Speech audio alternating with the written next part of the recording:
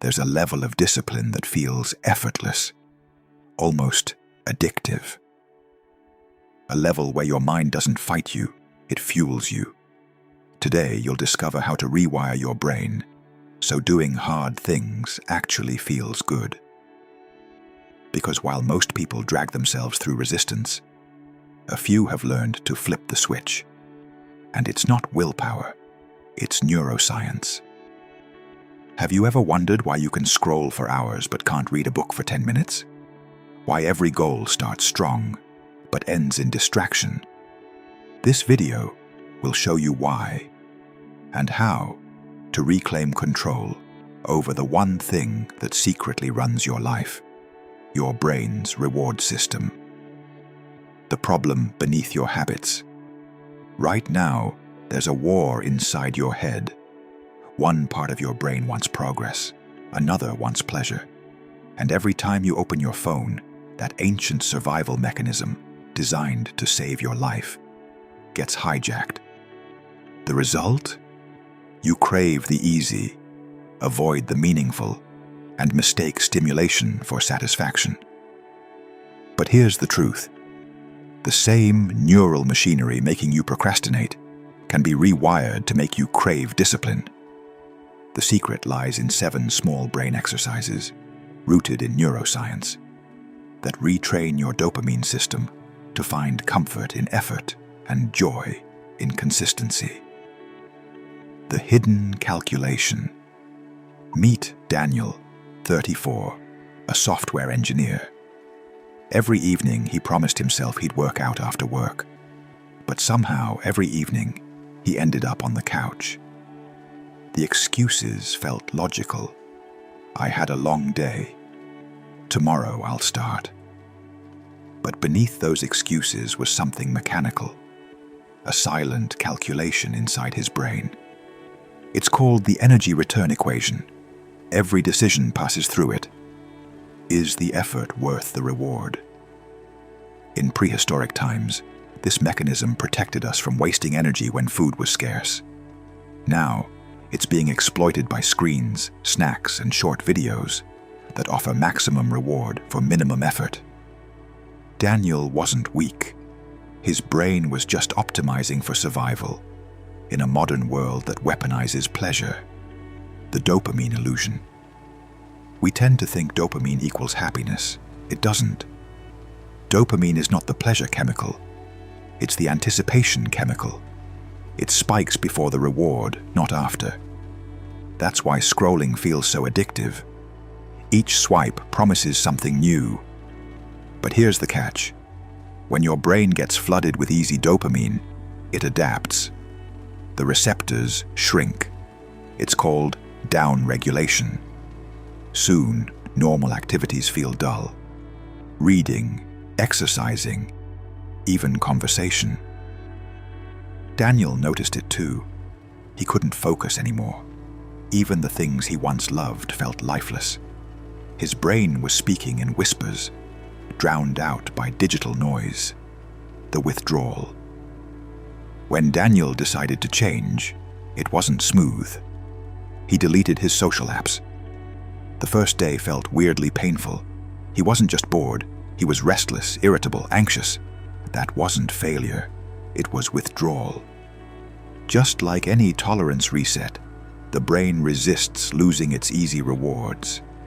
Those first few days are when most people quit. They think discomfort means something's wrong. But it's the exact opposite. It means the brain is starting to heal. By day 4, something subtle shifted. He began to feel calm. His thoughts slowed down. He noticed silence again. The fog started to lift. The first mental shift had begun, from craving stimulation to seeking satisfaction. Understanding the system. Discipline isn't about suppressing desires, it's about redirecting them. Your brain doesn't care if the stimulus is a cookie, a meme, or a 5K run. It just follows patterns of anticipation and reward. The key is to teach your neural pathways that effort itself equals reward. Neuroscientists call this self-directed neuroplasticity. Each repetition strengthens certain pathways while pruning others. Whenever Daniel resisted an impulse to open his phone and instead wrote one page in his journal, he wasn't resisting temptation. He was rewiring identity. Slowly, his brain's equation began to change. Effort stopped being something to avoid. It started being something that paid off. The first exercise, micro-anticipation. Here's the first exercise Daniel practiced. Find tiny wins worth craving. Every time he sat down to do deep work, he took 10 seconds to anticipate the reward. The relief after completion, the clarity after focus, the satisfaction of progress. This mental simulation triggers dopamine deliberately. Over time, the brain learns to associate work with reward before it even begins. It's not motivation, it's conditioning. Daniel described it like tuning a radio. At first, the signal was weak, but with repetition, effort started sounding like music, clear and energizing.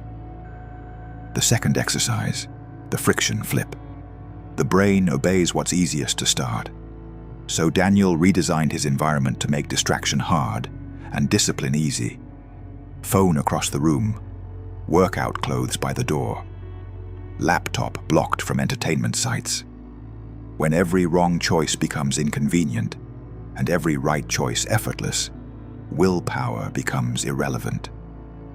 In neuroscience, this is called environmental priming. Each barrier to distraction is a vote for the identity you want to reinforce. Daniel realized this wasn't about fighting himself. It was about changing the battlefield. The third exercise, boredom training. Daniel did something radical. He walked without headphones, cooked without videos, sat in silence. At first, his mind screamed for stimulation. Then something fascinating happened. Ideas started resurfacing. Old memories, creative sparks, calm. Boredom isn't the absence of stimulation. It's the gateway to deeper focus. Psychologists call this default mode, activation. The state where the brain connects scattered thoughts into insights. By learning to stay with boredom, Daniel rebuilt his mental endurance. And discipline started to feel peaceful instead of punishing. The fourth exercise, delayed gratification. Every time Daniel finished a difficult task, he deliberately waited before rewarding himself. Coffee came after a finished report. Music came after a workout. This small delay strengthened the prefrontal cortex, the brain's command center for self-control. Studies show it. People who practice delay activate circuits responsible for long-term planning and emotional regulation. Each micro-delay is a rep for mental strength. Over months, that 2-second hesitation between impulse and action became Daniel's superpower. The fifth exercise, the flow rehearsal. Flow states, those moments where time disappears, release a powerful mix of dopamine, serotonin, and endorphins. But they only appear after sustained difficulty. The brain rewards perseverance, not avoidance. Daniel built his schedule around deep work blocks. Intense, uninterrupted focus, followed by rest. At first, 20 minutes felt impossible. Weeks later, 90 minutes disappeared like nothing. The reward wasn't distant anymore. It was woven into the process itself. He didn't need motivation because his brain learned that doing feels better than escaping. The sixth exercise, the social mirror. No brain rewires in isolation. We imitate the emotional states of people around us, a process driven by mirror neurons. When Daniel joined a community of people committed to focus and self-improvement, his identity crystallized. Every conversation reinforced that consistency wasn't unusual. It was normal. The brain thrives on social proof. When surrounded by people chasing growth, discipline stops being rebellion and becomes belonging. That shift, from effort to identity, is when transformation begins to last. The seventh exercise, the identity script. 9 months in, Daniel didn't see himself as someone trying to be disciplined. He saw himself as the kind of person who does hard things. There's a neuroscience behind that too. The cingulate cortex connects identity with action. Every repeated behavior says to the brain, "This is who I am." He wasn't forcing routines anymore. He was protecting a self-image. And once discipline becomes part of your identity, you no longer enjoy escaping effort. You enjoy embodying it. The return to baseline. Modern life has hijacked your brain's reward circuits to chase cheap pleasure. But beneath all that noise, your original programming still exists. The one that finds meaning in mastery and calm in commitment. When you remove the overstimulation, your natural drive resurfaces. Daniel didn't become superhuman. He simply returned to baseline, the state where effort feels alive, not exhausting. He rediscovered satisfaction, the kind that lasts. Challenge. Maybe you're like Daniel, always planning, always postponing. Your mind isn't broken. It's just overfed with empty rewards. So here's the challenge. Choose one tiny habit today that requires effort, and practice enjoying the process, not the result, for 14 days. Notice how your brain slowly recalibrates, how it starts craving what once scared it. That's not motivation, that's rewiring. If you reached this point, you already have what most people don't: the focus to finish something that demands attention. Remember this: discipline isn't the art of forcing yourself.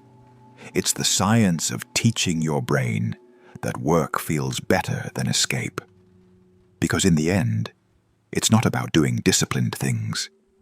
It's about becoming someone who doesn't know how to live any other way. Effort isn't the enemy. It's the language through which your brain finds freedom. And the more you train it, the more discipline stops hurting and starts feeling like home.